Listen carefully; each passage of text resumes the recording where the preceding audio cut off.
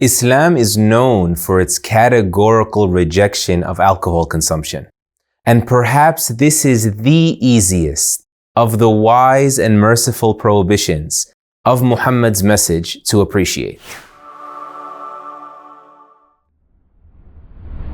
And this prohibition, being contrary to the prevailing norms at his time among pagans, Jews, and Christians, argues against the notion that his ministry was some accumulation of all of the teachings around him that he absorbed and created a message, concocted it from his surrounding environment.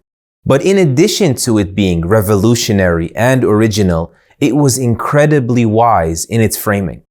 Number one, the Prophet Muhammad ﷺ said to the people, whatever intoxicates in large amounts, then even a small amount of it is still unlawful.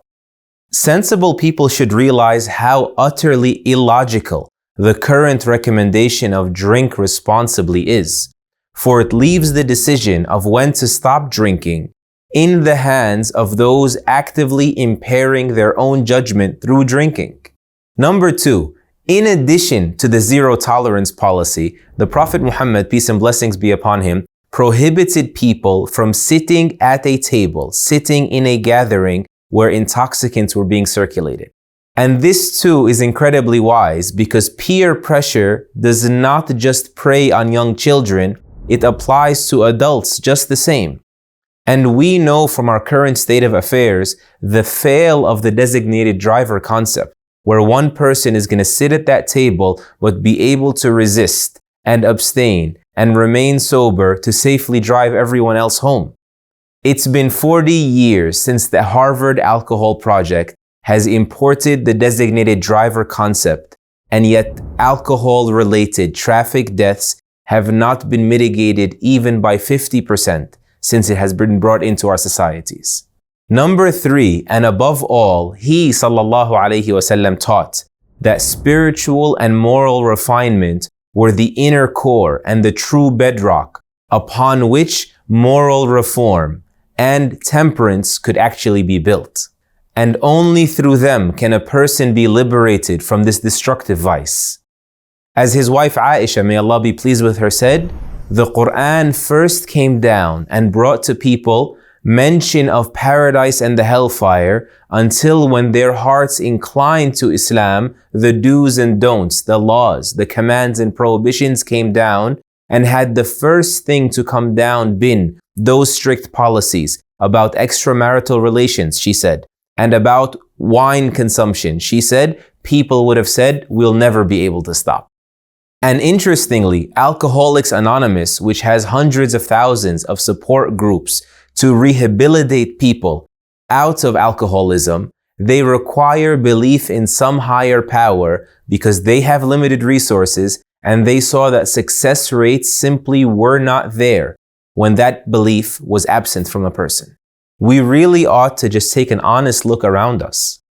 Fetal alcohol syndrome remains the leading cause for preventable intellectual disabilities in the United States. According to the Center for Disease Control, about 95,000 deaths occur annually each year in the United States due to excessive alcohol consumption. On the one hand, there is the direct toxicity of it. It harms nearly every system and organ in the human body.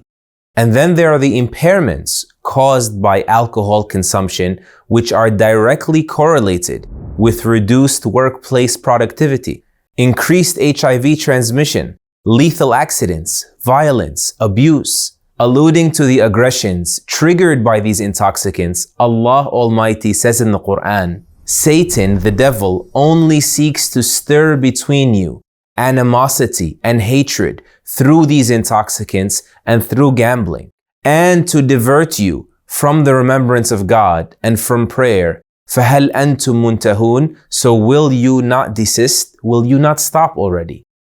Much like today when we find people citing the supposed benefits of drinking wine, the contemporaries of the Prophet Muhammad, peace and blessings be upon him, also used to boast of their drinking and how it would render them fearless and how that too was a benefit because it allowed them to exhibit valor through their fearlessness on the battlefield and exhibit generosity through their fearlessness and perform acts of philanthropy. But the Quran came and overturned that myopic thinking by juxtaposing these supposed advantages with the inevitable greater harms that are inseparable from them, such as unnecessary violence and the wastage of vital finances. Muhammad's message made Islam's uniquely firm stance on intoxicants scriptural and therefore ever relevant, not subject to being contravened by fluctuating politics or by supposed benefits. And this seems to be playing a major role in why minority communities today, who are often disproportionately harmed by alcohol consumption, are converting to Islam in droves today. They find in Muhammad's message a path to reclaim their lives that they cannot seem to find anywhere else.